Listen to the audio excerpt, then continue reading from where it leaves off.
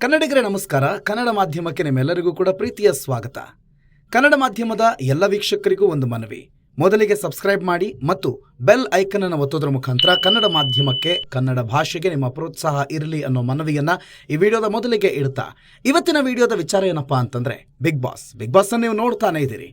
Big boss ಅಲ್ಲಿರುವಂಥ ಸ್ಪರ್ಧಿಗಳ ವಿಚಾರದಲ್ಲಿ ಮೊದಲಿಂದಲೂ ಕೂಡ ಒಂದು ವಿಚಾರ ನಮಗೆಲ್ಲ ಬಹಳ ಸ್ಪಷ್ಟ ಗೊತ್ತು. ಬಿಗ್ ಬಾಸ್ಗೆ ಹೋಗಬೇಕು ಅಂತಂದ್ರೆ ಕಾಂಟ್ರವರ್ಸಿ ಮಾಡ್ಕೊಂಡಿರಬೇಕು, ಅಲ್ಲ ಒಂದ್ 2-3 ಕೇಸ್ ಆಗಿರಬೇಕು, ಅಥವಾ ಜನ ನಮ್ಮನ್ನ ಹಿಗ್ಗಾಮುಗ್ಗ ಬೈತಾ ಇರಬೇಕು, ಜನಕ್ಕೆ ನಾವು ಪರಿಚಯ ಇರಬೇಕು.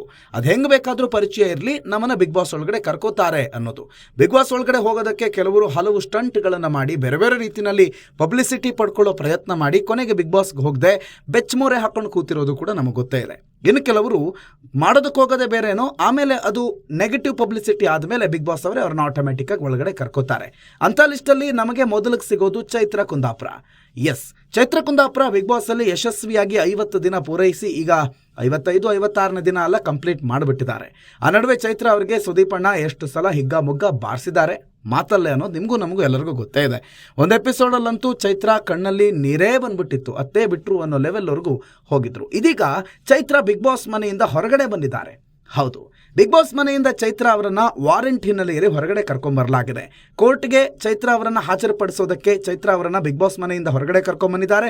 ಚೈತ್ರ ಇವತ್ತು ಕೋರ್ಟ್ಗೆ ಹಾಜರಾದ್ರು. ಯಾವ ಕೇಸು ಅಂತ ಕೇಳಿದ್ರೆ, MLA ಟಿಕೆಟ್ ಕೊಡಿಸ್ತೀನಿ ಅಂತ ಹೇಳಿ ಉದ್ಯಮಿ ಒಬ್ಬರಿಗೆ 5 ಕೋಟಿ ರೂಪಾಯಿ ವಂಚನೆ ಮಾಡಿರೋ ಕೇಸ್ಗೆ ಸಂಬಂಧಪಟ್ಟಂತೆ ಈಗಾಗಲೇ ಪರಪ್ಪನ ಅಗ್ರಹಾರ ಜೈಲ್ಗೂ ಚೈತ್ರ ಹೋಗಿ ಬಂದಿದ್ರು.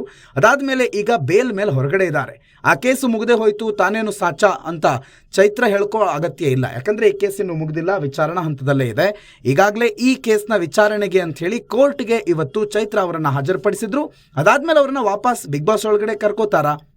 ಪ್ರಾಬಬ್ಲಿ ಕರ್ಕೋಬೇಕು ಅಂತ ಅನ್ಸುತ್ತೆ. ಯಾಕಂದ್ರೆ ವರ್ತೂರ್ ಸಂತೋಷ್ ಅವರ ವಿಚಾರದಲ್ಲೂ ಕೂಡ ಇದೇ ರೀತಿಯ ಒಂದು ಗಲಾಟೆ ಆಗಿತ್ತು ಅಥವಾ ಕೇಸ್ ಆಗಿತ್ತು. ಆಗ ಅವರನ್ನು 1 ವಾರ ಜೈಲಿಂದ ಆಮೇಲೆ ವಾಪಸ್ ವರ್ತೂರ್ ಸಂತೋಷ್ ಅವರನ್ನ ನೇರವಾಗಿ ಬಿಗ್ ಬಾಸ್ ಮನೆಗೆ ಕಳಿಸಲಾಗಿತ್ತು. ಅದೇ ರೀತಿಯಲ್ಲಿ ಇವತ್ತು ವಿಚಾರಣೆಯನ್ನ ಮುಗಿಸಿ ಮತ್ತೆ ವಾಪಸ್ ಚೈತ್ರ ಅವರನ್ನ ಕರ್ಕೊಂಡು ಹೋಗೋ ಎಲ್ಲ ಸಾಧ್ಯತೆಗಳಂತೂ ಇದ್ದೇ ಇದೆ. ಆದ್ರೆ ಎಂಥ ಅವಮಾನ ರೀ, ಬಿಗ್ ಬಾಸ್ ಅಂತ ಬಿಗ್ ಬಾಸ್ ಶೋನಲ್ಲಿ ಕೂತ್ಕೊಂಡು ಸಮನ್ಸ್ ಬಂದಿದೆ, ವಾರಂಟ್ ಆಗಿದೆ ಅಂತ ಹೇಳಿ ಹೊರಗಡೆ ಬಂದು ಕೋರ್ಟ್ಗೆ ಬಂದು ಮತ್ತೆ ವಾಪಸ್ಸು ಬಿಗ್ ಬಾಸ್ ಮನೆ ಒಳಗಡೆ ಹೋಗೋ ಪರಿಸ್ಥಿತಿಯನ್ನ ನಿರ್ಮಾಣ ಆಗಿದೆ. ಮತ್ತು ಬಿಗ್ ಬಾಸ್ಗೆ ಕರ್ನಾಟಕದಲ್ಲಿರೋ 6 ಕೋಟಿ ಜನರಲ್ಲಿ ಮತ್ತಾರೂ ಸಿಕ್ಕಿಲ್ವೇನೋ, ಇಂಥವ್ರನ್ನೆಲ್ಲ ಒಳಗಡೆ ಕರ್ಕೊಂಡು ಅವ್ರಿಗೆ ಸಮನ್ಸ್ ಬಂತು ಅಂತ ಹೇಳಿ ಅವ್ರನ್ನ ಕೋರ್ಟ್ಗೆ ಪ್ರೊಡ್ಯೂಸ್ ಮಾಡಿ ಮತ್ತೆ ವಾಪಸ್ ಒಳಗೆ ಕರ್ಕೊಂಡು ಹೋಗೋದು, ಇದೆಲ್ಲ TRP ಸ್ಟಂಟು ಅಂತಂದ್ರೆ ತಪ್ಪಾಗ್ಲಿಕ್ಕಿಲ್ಲ. ಒಟ್ಟಾರೆ ಚೈತ್ರ ವಾಪಸ್ ಹೋಗ್ತಾರಾ ಅಥವಾ ಕೋರ್ಟಲ್ಲೇ ಏನಾದರೂ ಅವ್ರ ಕಥೆಯಾಗಿ ಮತ್ತೆ ಜೈಲಿಗೆ ಹೋಗೋ ಪರಿಸ್ಥಿತಿ ಬರುತ್ತಾ? ಕಾಲವೇ ಉತ್ತರ ಕೊಡಬೇಕು. ಇದು ಇವತ್ತಿನ ಕನ್ನಡ ಮಾಧ್ಯಮದ ವಿಶೇಷ. ನೋಡ್ತಾ ಇರಿ ಕನ್ನಡ ಮಾಧ್ಯಮ. ನಮಸ್ಕಾರ.